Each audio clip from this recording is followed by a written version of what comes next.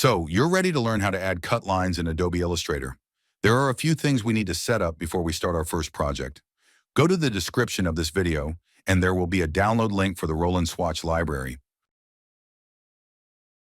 Now that you have the Roland Swatch library downloaded, we will need to extract it. Find where you downloaded the file and drag it to the desktop. We will then right-click and select Extract to Roland _BN20 _ Adobe \.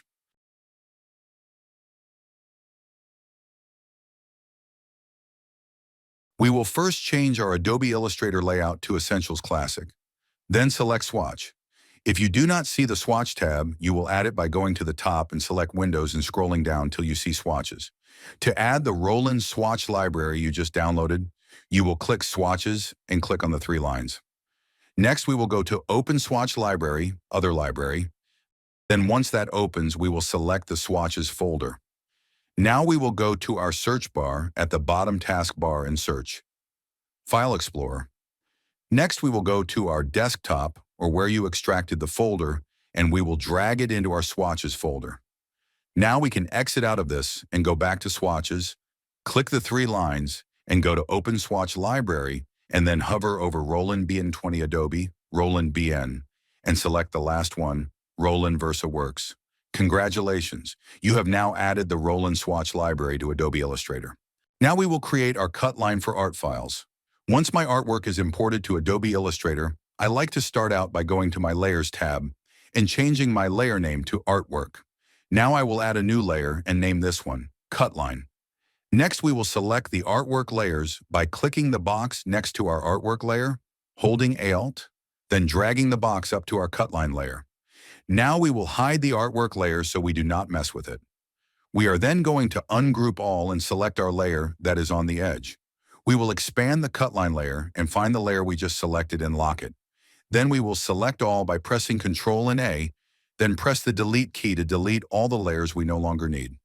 Next, we will unlock the outer layer that we locked and make our fill color transparent, and then make our stroke color the pink swatch in the Roland VersaWorks swatch library. Adding the bleed line is easy but can be challenging, as I will show you in the following step of this video. We will add a new layer and name it bleed line. Next, we will make a copy of our cut line and add it to our bleed line. We will then make the stroke line black, or whatever color you would like the bleed, and then we will click Object, Path, then Offset Path. I like to add an 1/8 inch around the border. Make sure all your layers are unlocked, and now you can size your image.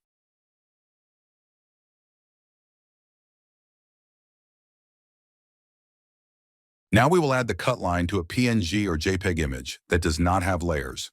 Start off by changing our layer name to Artwork. Now we will make a new layer and name it Cutline. Copy our image from the Artwork layer to our Cutline layer, then hide our artwork. Next, we will perform an image trace while in the Cutline layer.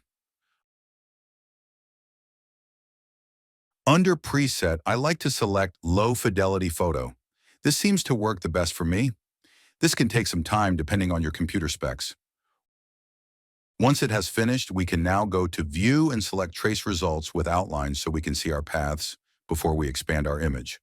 Once we expand our image, we will go to Pathfinder and select Unite, and then select Merge, then select Unite just to be safe. Now you have traced your image, and we can change the fill to transparent and our stroke to the pink Roland swatch. Final part is a little advanced. We will now be deleting unwanted bleed lines. When you have a font like Hang the DJ, sometimes it is easier to just make your stroke color the pink Roland swatch and call it a day.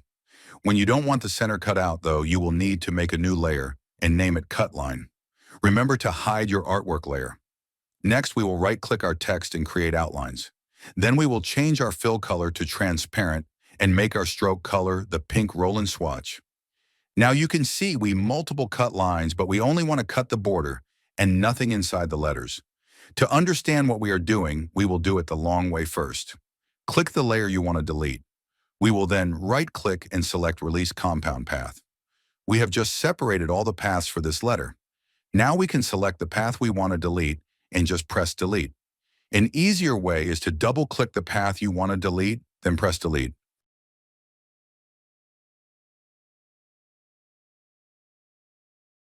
Now let's add our bleed line. Create a bleed line layer and drag the artwork to that layer. Now hide the cut line and artwork layer. Next, we will go to Object, Path, Offset Path, and let's add a 1/4 inch bleed. As you can see, we are not cutting out the center of the letters, but our bleed line is in that area. This is where the advanced part of the video is. We will now add a new layer and name it Cutter. This is where we will punch out the center bleed, but keep the outer bleed of our image. We will copy our artwork to the cutter layer and start by changing our cutter layer fill color to something different. Now let's ungroup our cutter layer by selecting this layer and pressing Ctrl, Shift, and G at the same time. We will also do the same to our bleed layer. Now we will click one letter from the cutter layer, then hold Shift and press the same letter on the bleed layer. Next, you will click the minus button under Pathfinder. Once you click the minus button, you can now ungroup the layers with Command, Ctrl, Shift, and G. Now we can select the center of the bleed and press Delete. Continue this for the rest of the letters, then you are finished.